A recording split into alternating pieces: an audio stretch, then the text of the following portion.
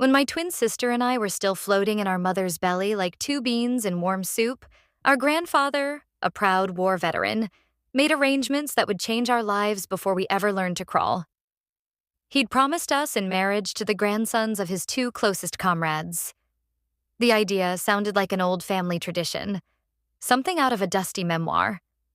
Originally, we were supposed to draw lots, fair and square. I'd end up with Ronan Acker, the grandson of a late general, and my sister, Serene, would marry Lennox Wren, heir to a powerful financial empire. Everyone thought it was a great match, until Serene saw Lennox and decided he wasn't good-looking enough. Just like that, she pushed for Ronan, the military man. Said she felt a connection.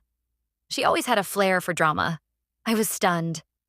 But in a family like ours, expectations mattered more than feelings, so I kept quiet. I married Lennox, and Serene took Ronan. What followed was a whirlwind I never saw coming. The Wren Empire, dusty and sleepy for decades, suddenly boomed. Lennox's father died unexpectedly just a year after our wedding, and the reins of the Wren Corporation landed in our lap. I became the face of the empire. The radiant Mrs. Wren, people called me. Fashion covers, charity galas, boardrooms full of men listening when I spoke. Serene, meanwhile, discovered that Ronan was not the dashing war hero she'd imagined, but a reserved junior officer stationed in a remote base. The paycheck was modest. The apartment smaller than our childhood bedroom. And Ronan, while upright and disciplined, was not the romantic savior she craved.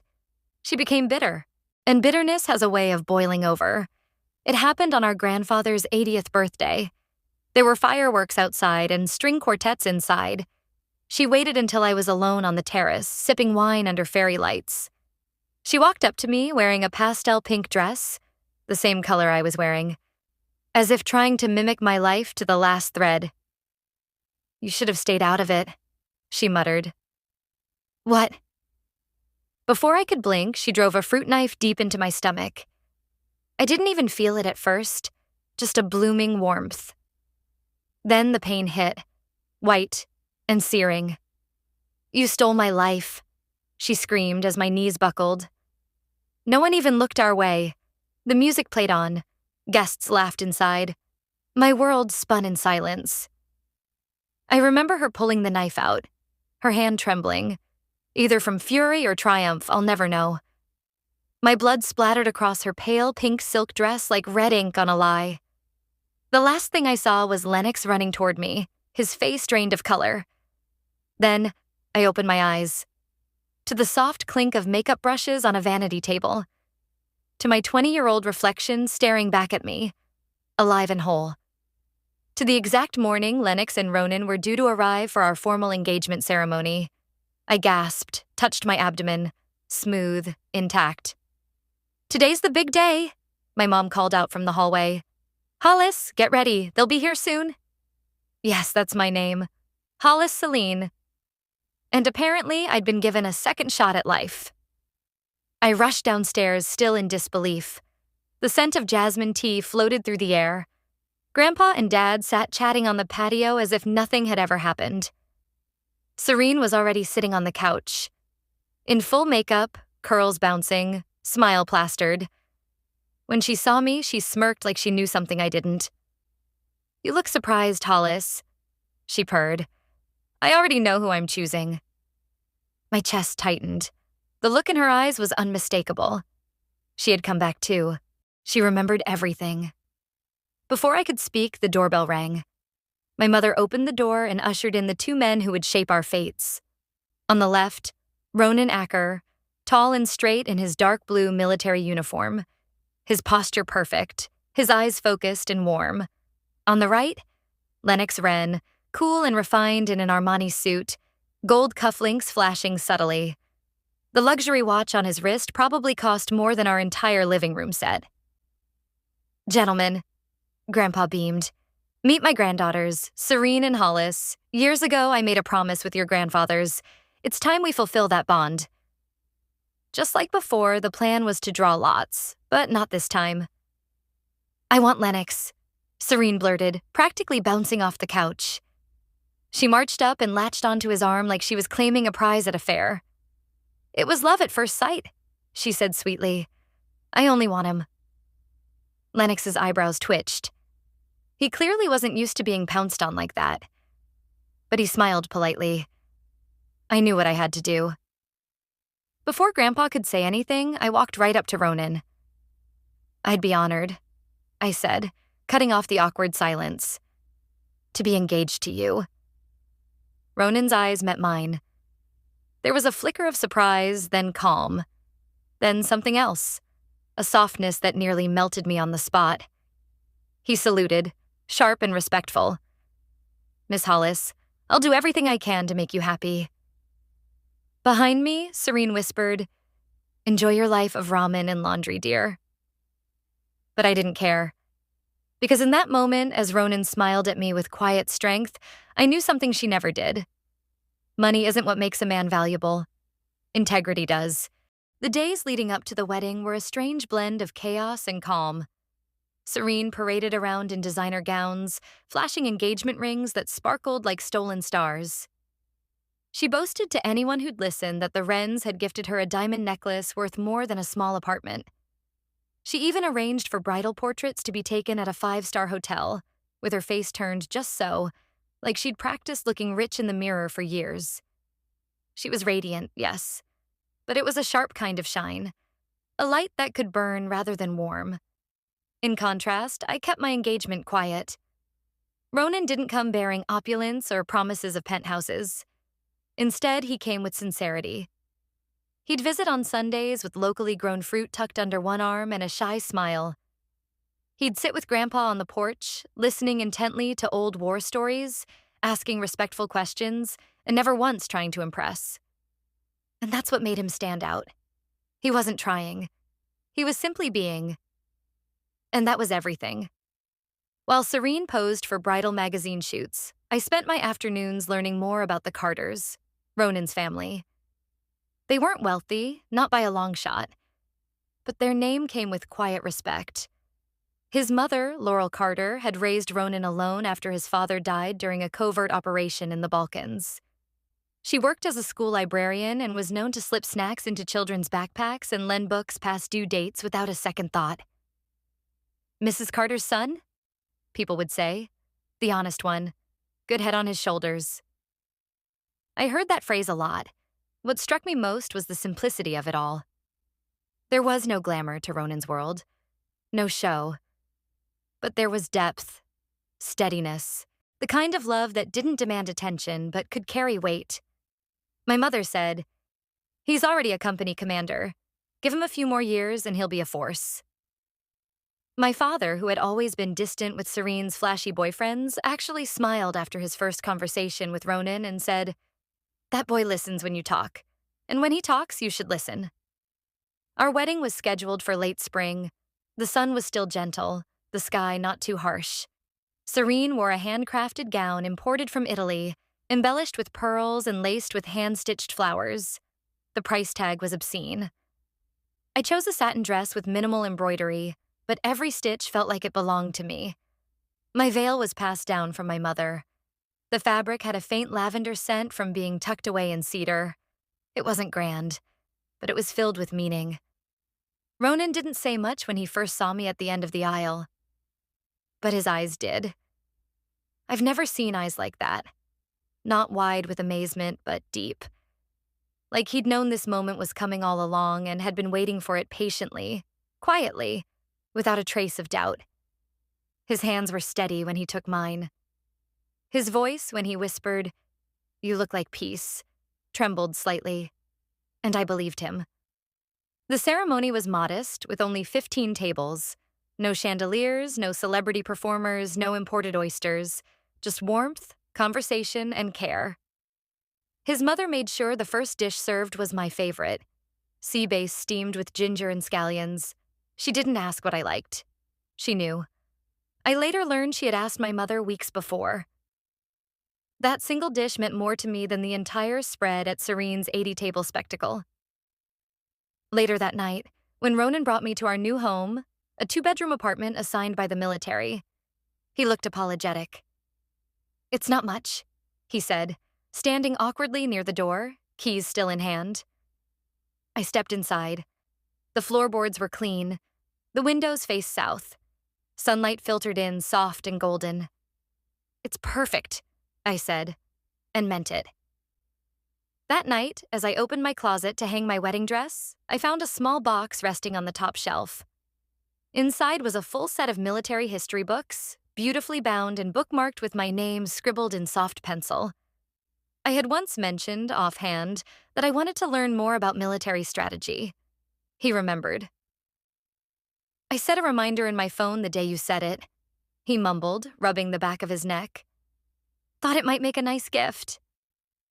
That was Ronan, a man of action, not theatrics, of quiet gestures, not declarations. The next morning, I woke up to the faint scent of eggs sizzling. I padded out to the kitchen, still groggy, only to find him flipping golden brown eggs in a pan. His hair was a mess. His apron was crooked. He was humming something under his breath.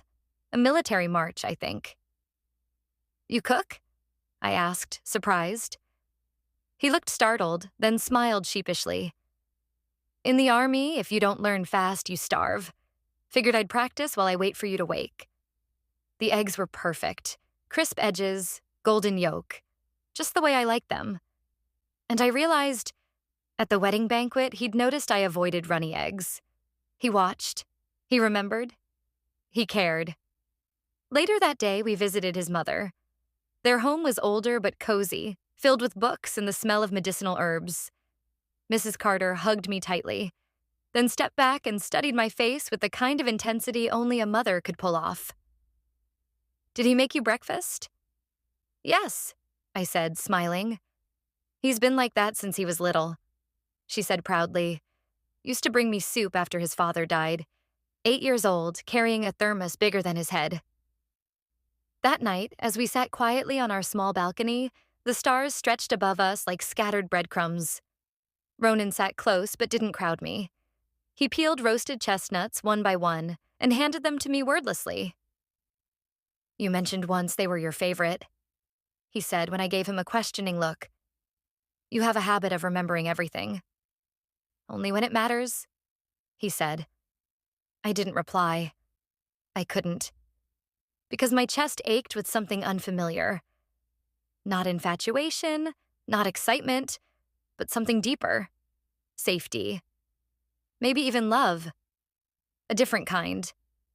The kind I never had with Lennox, who was all polished smiles and business lunches. Lennox never remembered how I liked my eggs. Ronan remembered everything. And little by little, I found myself watching him too. How he took his tea plain but always stirred it 3 times. How he left his boots neatly aligned by the door, laces coiled just so. How he wrote letters by hand to his comrades who had moved to distant bases. How he kissed his mother on the forehead every time he visited her, without fail. We didn't have fireworks, but we had stillness. And sometimes, stillness is the most beautiful kind of intimacy. The rhythm of married life with Ronan wasn't one of whirlwind surprises or grand declarations. It was made of early mornings and late-night whispers, of eggs flipped just right, and books read aloud under warm blankets, of steady breathing beside me while the world outside spun in chaos. It was the kind of rhythm that wrapped around your ribs and taught your heart how to slow down. And yet, somehow, we became extraordinary together. Soon after our wedding, Ronan was chosen for a critical leadership assessment, one that would determine the next round of promotions in his military district. His unit had been underperforming, suffering from morale dips and organizational disarray. While he didn't say it aloud, I knew the pressure on him was immense. I'd lie awake some nights watching him under the lamp, frowning at topographical maps, tracing strategy lines with a red pencil. One evening, I made him tea and gently slid the map toward myself. "You've got too many men covering that ridge. You'll exhaust them in the first 40 minutes. He blinked, surprised. "You know terrain distribution?" I shrugged. I studied cartography as a minor, and my dad used to draw military layouts at the kitchen table when I was a kid. I remember more than I let on. That was the beginning. From then on, he started asking for my thoughts. I never dictated. just offered what I remembered.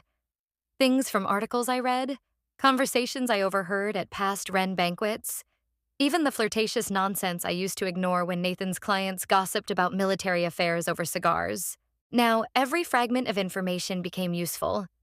The most absurd cocktail chatter from my past life was now blueprint gold. And Ronan, to his credit, always gave me credit. "You've got a mind that could build an empire," he murmured one night as we sat shoulder to shoulder in our living room, cross-referencing drills and data. "Good thing I married a general in the making," I replied, nudging his shoulder. He chuckled softly, the corners of his mouth tugging upward.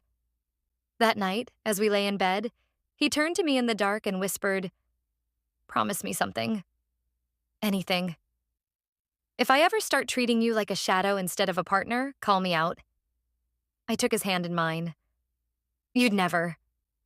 Serene, on the other hand, was unraveling.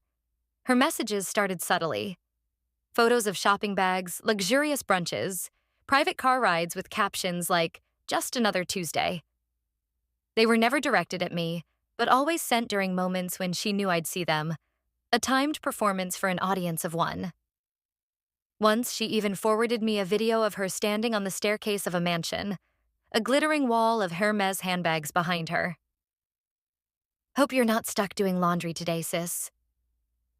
I said nothing. I never replied, but it was hard to ignore the bruises. When she came to visit, Serene wore sunglasses indoors and long sleeves on warm days. She brushed off my concern, claiming the new housekeeper was clumsy or she'd slipped on the stairs. I watched the way her hand trembled when she lifted her teacup, the way her laughter cracked too quickly. Lennox had turned out to be every inch the cold businessman I remembered, distant, volatile, cruel when cornered. He didn't love her. He barely noticed her. And that truth burned her more than anything I could have said. But Ronan, oh Ronan. Every time he came home from the base, he carried something new. A small jar of herbal tea he saw me eyeing, a scarf he thought might match my eyes, a letter pressed with dried camellia from the military gardens. He wasn't rich, but he was attentive in a way no money could buy. One day, while I was clearing our closet, I found a hand-sewn fabric pouch tucked in the back. Inside was a bracelet made of soft orange jade, worn smooth with time. When I asked him about it, he smiled. "Mom gave it to me years ago. Said I should give it to someone I trust with my life." I slipped it on silently. It fit perfectly. At the next military dinner, I hosted a gathering of Ronan's teammates. I remembered every name, every dietary preference. Captain Lau was allergic to shellfish. Lieutenant Park liked his noodles extra spicy. I served dishes tailored to each of them, and I watched the respect bloom in their eyes. Not because I was charming or elegant, but because I noticed. I cared. I made their brother's home feel like home. After they left, Ronan cornered me in the kitchen, his arms sliding around my waist. "They were impressed," he whispered, pressing his forehead to mine. I was proud, so proud I could burst. "You'd look terrible in an exploded uniform," I teased. His lips brushed my neck, barely a whisper of touch. "You made me believe I could be more." The romance wasn't always grand. It was sometimes just a shared moment at the sink, his arms encircling me while I rinsed rice, the heat of his chest warming my back. It was him bringing home sunflowers because they look like you when you smile. It was me waiting for him at the gate when his late shift ended, coat draped over my shoulders, thermos in hand. But it was real. Meanwhile, Serene's world began crumbling. She called once, crying so hard I could barely understand her words. Something about missing funds, about Lennox locking himself in his study for days. I gave her space. She didn't want help. Not yet. But I knew the signs. In our past life, this was the beginning of their empire's fall. A market crash, an investment gone wrong. Bankruptcy would follow, then scandal, then abandonment. She had taken my past and made it her future, and I had done the same.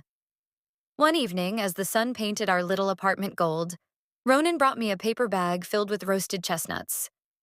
"I passed that vendor you liked," he said. I bit into one. Sweet, earthy, perfect, just like our life. And as we sat on our balcony watching the sky turn lavender, he took my hand and said quietly, I know we don't have much. We have everything, I said. And I meant it, because love doesn't live in grand halls or glittering rings. It lives in roasted chestnuts, in well-cooked eggs, in borrowed maps and matching steps, and in the quiet vow between two souls who choose each other, again and again, even when no one is watching. The first signs of new life came quietly, a strange exhaustion that wouldn't leave, a nauseating wave whenever the sunlight hit just wrong. At first, I blamed the flu, maybe the stress, maybe even nerves. But the moment I held that little plastic test in my hand and saw two faint pink lines, something shifted inside me like a tide coming in. Soft, certain, unstoppable. I sat on the bathroom floor for a long time, fingers brushing the curve of my abdomen. It didn't feel real yet, but it was. I was carrying a life, or maybe two, and that changed everything. When Ronan got home that evening, his face lit up with the kind of joy I'd only seen in stories. He didn't say a word at first, just stood there, breath caught in his throat, eyes wide and shining. Then he fell to his knees, wrapped his arms around my waist, and pressed his face gently against my stomach. Our baby, he whispered. I nodded, already crying. That night, he couldn't sleep. He kept tossing and turning, propping himself up on one elbow, staring at me like I was the answer to a question he hadn't dared ask. Promise me you'll take it easy, he said for the 5th time. I'm not made of glass, I whispered back, smiling. To me, you are. The next day, he made the call to the political office. He wanted to withdraw from the promotion program at the National Defense University, the most prestigious course of his career. I'm not leaving her alone, he told them. But I wasn't having it. You'll go, I said, tugging him into the living room like a mother scolding a stubborn child. You'll attend every lecture. You'll ace every exam. You'll come home every weekend. And if you even think about throwing this away from me, I swear I'll move in with your mother until you grow some sense. His eyes widened. Then he started laughing so hard he nearly dropped the teacup in his hand. You're terrifying when you're protective. I learned from the best, I replied, pressing his hand over my belly. And so we struck a deal. He would train in the capital during the week and come home every weekend. His mother moved in with me, a quiet, graceful presence who brewed herbal soups and massaged my swollen ankles and scolded Ronan over video call when he forgot to eat. Our home smelled of ginger, red dates, goji berries, and safety. Each weekend, Ronan came back with stories. He showed me his class notes, grumbled about cafeteria food, and brought books to read aloud to the baby. I'm starting early, he joked. This one's going to be born fluent in tactical defense. Sometimes he'd rest his hand on my belly and whisper in a voice so low I had to lean in to hear. You've got the best mom in the world. I'm not perfect, but I'll protect you. Always. It was around the 6th month that things changed. I was rounding the corner into the nursery when the doorbell rang. My heart skipped. Not from excitement, from instinct. Something wasn't right. I opened the door, and there stood Serene. She looked like a ghost of her former self. Her skin pale and dry, her clothes loose and wrinkled. She was visibly pregnant, but thinner than I remembered. Almost fragile. Behind her were 3 little girls, eyes wide and silent, clinging to the hem of her coat like ducklings following a mother who no longer knew where to lead them. I need help, she said, her voice cracking like old glass. I stepped aside wordlessly and ushered them in. The girls sat on the edge of the sofa, legs swinging nervously, their eyes locked on the bowl of fruit on the table. I handed each of them an apple before kneeling beside Serene. What happened? She broke. Tears flooded down her cheeks. The Liu family was bankrupt. The investors had pulled out. Lennox was gone. Disappeared without warning, leaving behind a trail of debt and angry creditors. Her mother-in-law had blamed her, screamed at her, threatened her. She said if this one's not a boy, Serene choked, she'll throw us all out. I saw the bruises on her wrists, faint but unmistakable. Restraint marks. Fear welled up in me. Not anger, not resentment. Just fear. For her, for the children, for the choices that had led her here. When Ronan came home that night and found them asleep in the guest room, he said nothing. He just turned to me and asked gently, "Do we have enough for one more room?" I nodded. "We'll make it work." But things were never simple with Serene. At first, she played the part, grateful, quiet, almost remorseful. But soon the cracks returned. I caught her once holding the jade bracelet Ronan's mother had given me, her fingers running over it like it was hers by birthright. "This should have been mine," she whispered, voice trembling with something close to madness. "He should have been mine." "No, Serene," I said, my voice flat. "You had him. You gave him up." That night, I sat at the kitchen table long after everyone had gone to sleep, staring into a cup of cooling tea. I was tired, of forgiving, of carrying the weight she refused to shoulder. And when I finally spoke to Ronan about it, he didn't say anything for a long time. Then, quietly, he said, "You don't owe her forever." We arranged a relocation the next morning, a clean apartment in the suburbs, fully paid for. I gave her money, clothes for the children, a contact for a job at a daycare.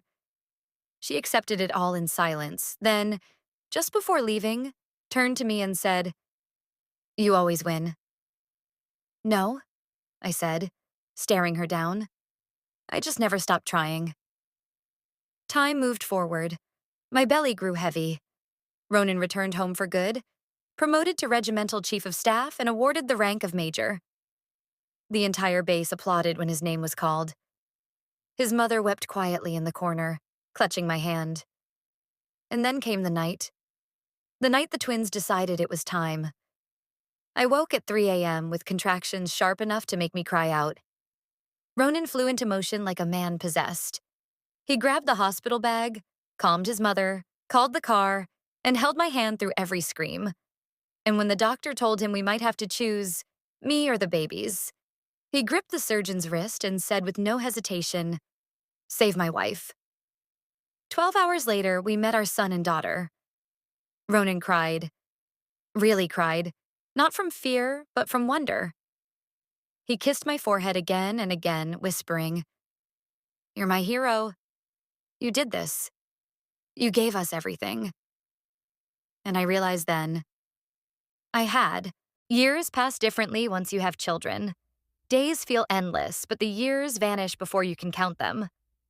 1 minute, you're cradling soft bodies in your arms, blinking through exhaustion, and the next, you're packing tiny backpacks and wiping tears from scraped knees while one twin yells at the other for taking the blue crayon. Our children, Elsie and Kale, grew like spring vines, fast, determined, a little wild, and full of curiosity that bloomed in every corner of the house. Kale took after Ronan, sharp-eyed, methodical, calm under pressure. He built towers out of blocks with military precision and asked questions like, "What makes a hero?" when he was just 6. Elsie was me in miniature, fierce, stubborn, emotional in the best and worst ways. She once marched into the living room at 4 years old, hands on her hips, and declared that Daddy is not allowed to go to work unless he kisses all of us twice. He complied, of course, without argument. Our little home grew noisier, messier, livelier, but also stronger. Ronan was now a full colonel, the youngest in the province's history. His promotion came during a rainy afternoon when the children were homesick with the flu. He didn't want a formal ceremony. He just asked to be sworn in quietly, then rushed home with fever medicine, kissed their foreheads, and knelt beside the couch like the rank on his shoulder was just decoration. "You're the ones I work for," he told them. This is for you." We framed the official certificate and hung it above the hallway shoe cabinet. He never bragged about it. But every time someone asked what he did, Kale would proudly say, "My dad protects the country." And Ronan would wink and reply, "Only when your mom lets me." Evenings were our sanctuary. After the twins were tucked into their bunk beds and the dishes were done, Ronan and I would sit on the balcony just like the early days. Sometimes we talked. Sometimes we didn't. Sometimes we just sat and listened to the silence, to each other's breathing, to the comfort that can only come from being known. That's what love became. Not a thunderstorm, not a fever, but a rhythm. A promise fulfilled over and over again in everyday things. But life never stays still. One afternoon, I received a letter. The sender was listed only as SL inside, a neat handwritten note. I found work at a bakery. The girls are in school. It's not easy, but I'm earning what I eat. Sometimes I see you on TV, standing next to Ronan in some ceremony. You always look like you belong. I just wanted to say I'm trying. And I'm sorry. There was no return address, just a small pressed flower taped to the corner. A camellia, faintly dried. My hands trembled slightly as I held it, not from anger or sadness, but from something more tender. Something like peace. Serene had never returned. Not after that last goodbye. But in her own way, she'd finally grown into herself. Not out of love, not even out of apology, but out of necessity. I placed the note in the bottom drawer of my dresser and never mentioned it again. Some stories didn't need retelling. They only needed to end. Years melted into each other like ink running in warm water. The twins turned 10. Ronan received an overseas invitation from a multinational defense think tank. We packed up, moved to a quiet suburb in Geneva, and enrolled the children in a bilingual school where they learned to speak 3 languages before their feet could fully touch the ground. I started consulting again, part-time work in international policy forums. I spoke at panels, shared perspectives on civilian-military relations, and became the quiet voice behind several reform initiatives. People often asked, "How did you learn so much about strategy?" And I'd just smile and say, "I married a good man." We returned home every spring, just for a few weeks, to visit Ronan's mother, to light incense at my grandfather's grave, to let the children touch the earth of the place that made us. On one such visit, Ronan and I returned to the house where it all began. The one where Serene had once drawn the knife, where time had folded and brought me back. It had been sold long ago, but the owner, a kind professor, let us walk through the garden for memory's sake. I touched the railing of the balcony where I'd once collapsed, where death had brushed my cheek and life had kissed it back. Ronan noticed my silence and slid his hand into mine. "You still think about it," he said. "Not every day," I answered. "But sometimes, it's strange. I don't even hate her anymore." He was quiet for a moment. "I think she gave you a gift," he finally said. I turned to him, startled. "She taught you to fight for yourself, to live again, not because someone chose you, but because you did." Tears stung my eyes. "You always know what to say,"